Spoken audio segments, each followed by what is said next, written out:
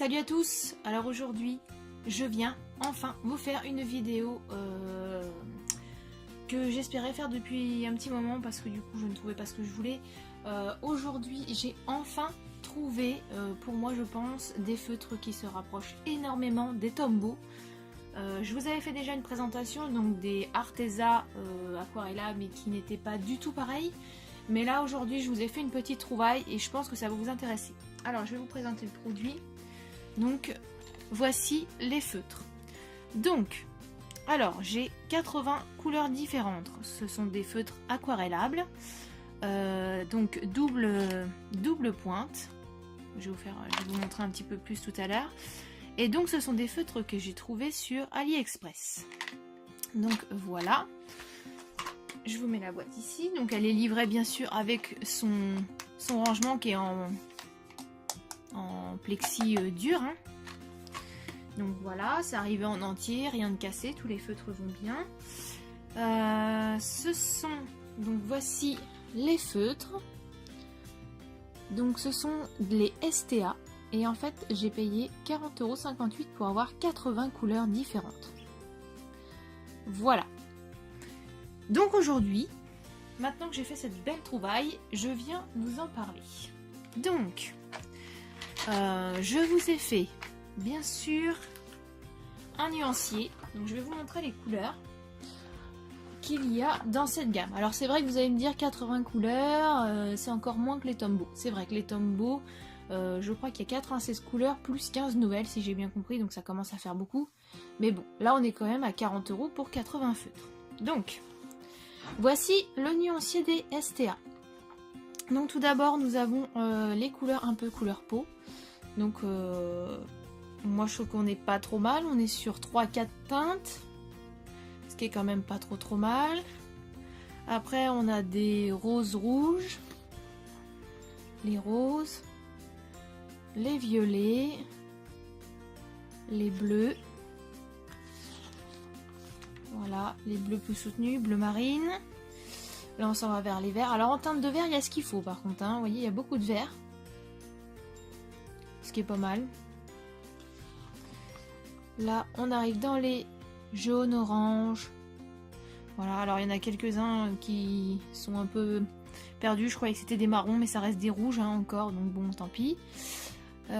Voilà, donc là pareil on a le vert kaki qui est arrivé là parce que du coup les bouchons reflètent pas toujours encore une fois la couleur vraiment du feutre, donc j'ai fait un peu au mieux, mais voilà. Donc là on a voilà les marrons, voilà celle-ci c'est plus encore une teinte plutôt couleur peau, voilà, marron foncé ici, et là on part dans les gris clairs. Voilà, un gris très clair, gris plus foncé jusqu'au noir. Voilà, donc 80 couleurs en tout. Le seul truc, c'est que dedans, donc on a des couleurs qui ne sont pas indispensables. Voilà, là vous allez peut-être pas bien voir, mais par exemple celle-ci c'est rose fluo. C'est un fluo, enfin c'est typiquement c'est un surligneur. On a la même chose dans les verts. Là on a un surligneur. Un orange, pareil. Là on a pareil, ça c'est un surligneur, ça fait ça remet pas du tout pareil à la caméra. Donc là c'est orange fluo, là on est plus sur du rose fluo. Là on a le jaune fluo qui est là, le jaune je pense que vous voyez bien. Je vais y arriver. Non voilà c'est tout. En fait on a quand même 4-5 couleurs en fait de fluo qui sont on va dire dommages, qui n'ont un peu rien à faire là quoi. C'est une boîte de feutre, on s'en fiche un peu d'avoir des fluos. Mais bon.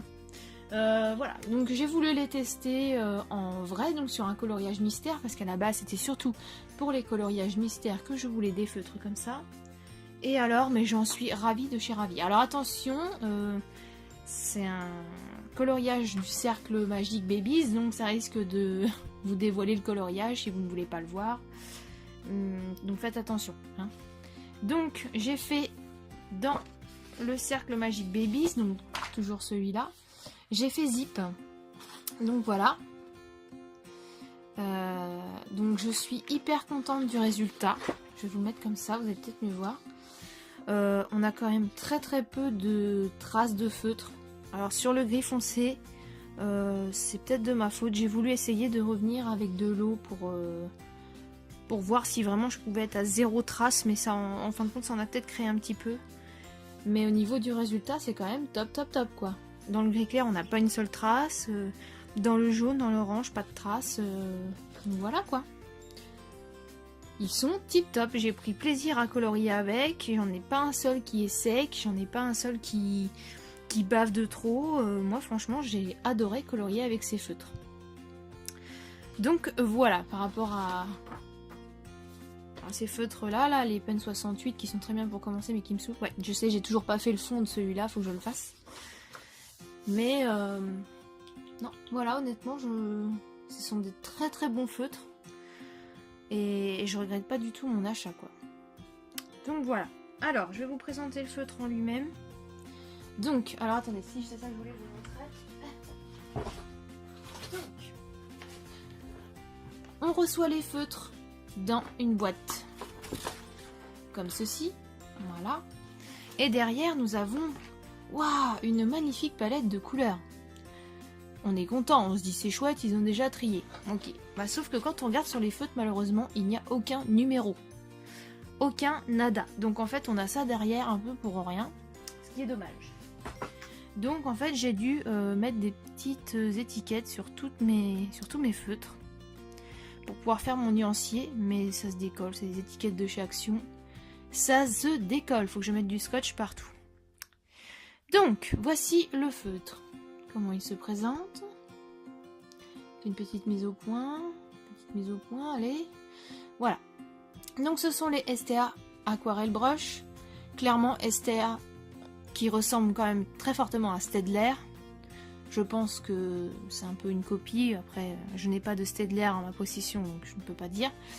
Mais voilà, donc aucun numéro d'inscrit. On a ces numéros-là, mais c'est pareil sur tous les crayons, donc c'est pas ça.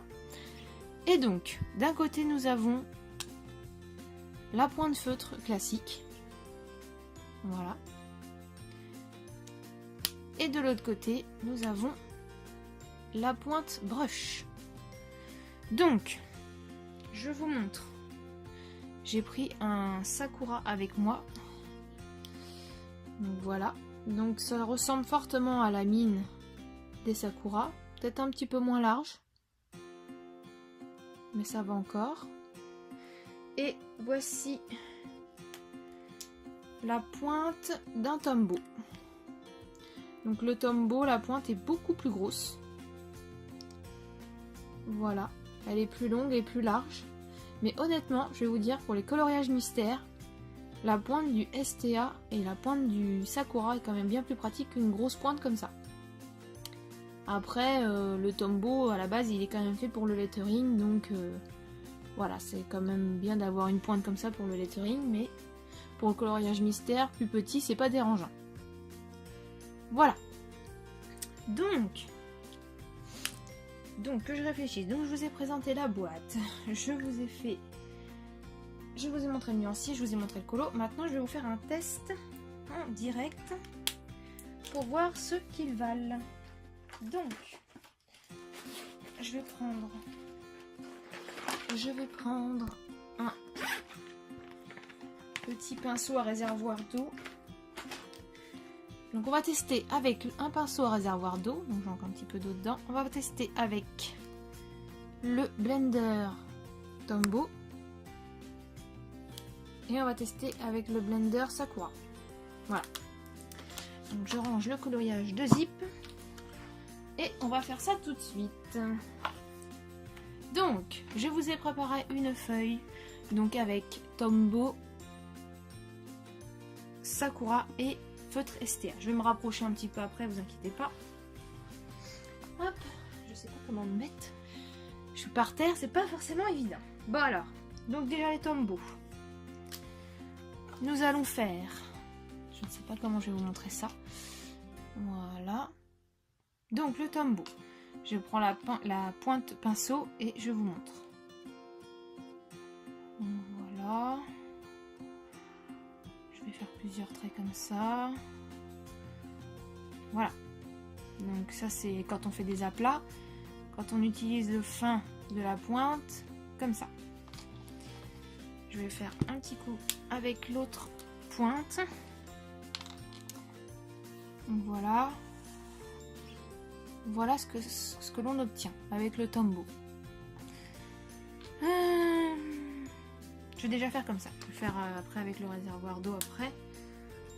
Ensuite, je vais prendre le Sakura. Donc le Sakura, on n'a qu'une seule pointe. On n'a pas un feutre double pointe. Donc en aplat. Ça donne ça. Bon, j'ai pas du tout les mêmes couleurs hein, parce que dans les feutres Sakura et Tombow, c'est ceux que j'avais dans la Inky Box, donc j'ai pas beaucoup de teintes, mais c'est juste pour vous faire un petit comparatif. Donc voilà. Donc j'essaie de faire un trait.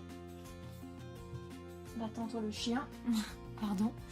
Et je vais essayer de faire plus fin pour voir. Bon, c'est pas facile avec le... Donc voilà ce que l'on obtient. Et ensuite notre intéressé du jour, donc le feutre STA. Donc en aplat.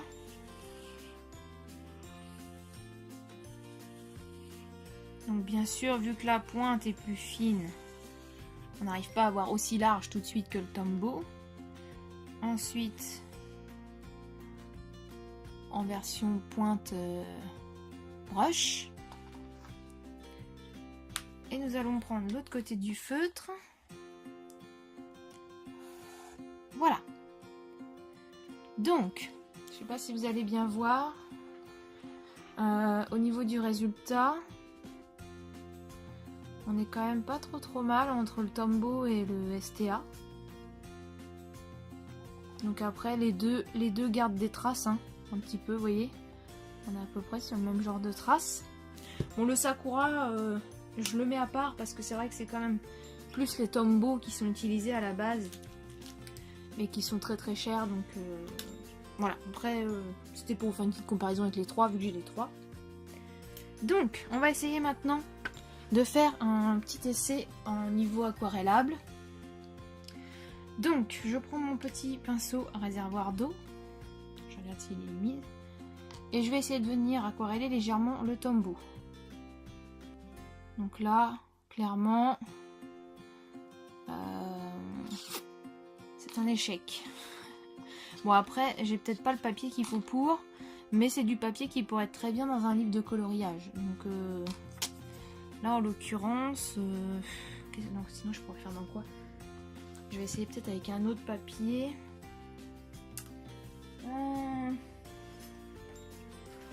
Attendez, je vais essayer de vous trouver un autre papier qui va peut-être mieux digérer l'eau.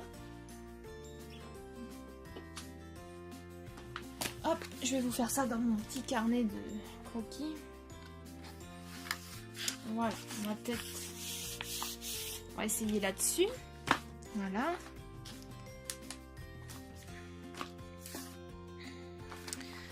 Ah là là, je vous jure, j'aurais peut-être dû m'organiser avant. On va déchirer une petite page, c'est pas bien grave. De toute façon, il fait papier. Bon, le papier est un petit peu plus jaune. Le papier est un petit peu plus jaune, un petit peu plus transparent. On va voir ce que ça donne. Bon. Donc le Tombow. Le Tombow. Hop. Et je viens l'aquareller aussitôt. Je regarde ce que ça donne. C'est pareil. J'ai l'impression que c'est des papiers qui n'aiment pas trop l'eau. Bon, alors le problème c'est que voilà, si c'est des feutres qui ne digèrent pas l'eau, c'est pas marrant. Ça va m'embêter ça. Ça va m'embêter. Donc là on est encore sur un deuxième papier classique, on va dire. Plutôt carnet croquis. Bon là j'ai du papier aquarelle. Je vais essayer directement sur du papier aquarelle. On va voir ce que ça donne encore une fois. C'est du gros grain en plus. Donc sur deux papiers classiques là c'était un échec, hein, clairement. C'était pas joli. Par contre ça m'embête, ça j'ai le reflet. Alors attendez, je vais essayer de tourner la caméra. Peut-être que dans ce sens là vous allez mieux voir. Je suis peut-être pas finette moi en même temps. Hop. Voilà. Bon, alors on continue d'essayer des feutres. C'est parti. Donc on va reprendre le Tombow. Je vais mettre du Tombow ici. Voilà. Et je vais venir l'aquareller. Ah, bon bah là d'accord, on est tout de suite, hein. On voit tout de suite la différence. Voilà, là on est sur du papier qui tolère très très bien l'eau, forcément. Et on n'a pas de mal à venir aquareller le Tombow. Voilà, là pour le coup, il n'y a pas de souci. Hop, je vais faire un deuxième essai toujours avec le Tombow. Mais on va prendre le... Allez, le blender Tombow. Si j'arrive à l'ouvrir, forcément. Donc le blender Tombow. Et je vais venir blender. Voir si ça marche bien sur le papier aquarelle. C'est pas une réussite, ça fait des petites bouloches. Je sais pas si vous allez voir. Voilà, là vous voyez bien, clairement, ça fait boulocher le papier. Bon. Après, moi je suis pas très fan à la base des blenders. Je les utilise jamais ces trucs-là parce que ça me bousille mon papier à chaque fois, ça m'énerve. Donc je l'utilise pas. En règle générale, je l'utilise pas. Hop, on va continuer avec le Sakura, on va faire le même test pour voir. Donc je dépose du feutre. Je viens prendre mon pinceau réservoir d'eau. Et voilà, et là encore une fois c'est magique. Ça marche du tonnerre. Voilà, là il n'y a pas photo encore une fois. On aquarelle le produit sans se fatiguer. Voilà. On va faire pareil, l'autre essai pareil avec le... Voilà, avec le petit blender de chez Sakura. Voilà, si lui il fait pas la mise au point, en plus vous n'allez pas voir grand chose. Donc le blender Sakura. Bon. Le blender Sakura, j'ai l'impression que c'est un peu mieux. Ouais. Ça fait pas boulocher le papier, c'est pas trop mal. Ça va, c'est bien. Hop. Et donc maintenant nous allons passer au feutre STA et nous allons faire le même test. Donc je vais prendre toujours ma pointe pinceau. Donc toujours le feutre STA. Voilà. Mon petit pinceau à réservoir d'eau. Et là... Regardez, c'est magique. Ça fonctionne tout aussi bien que les deux autres juste avant.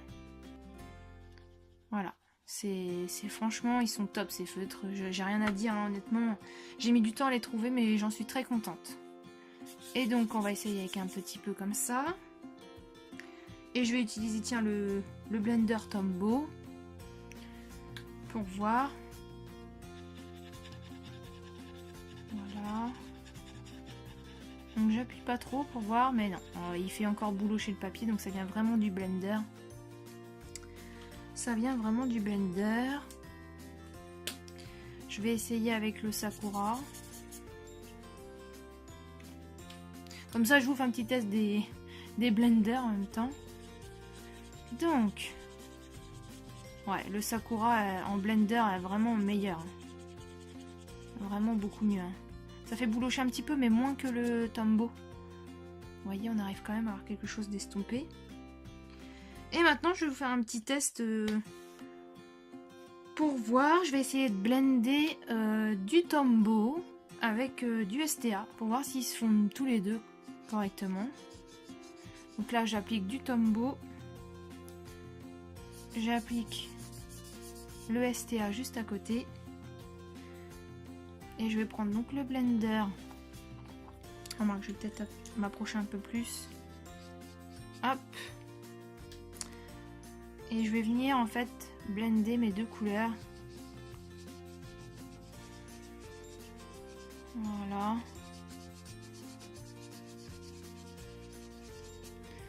Donc voilà ce que ça donne avec le blender Sakura. Donc là je rapplique du Tombow classique. Je mets du STA à côté.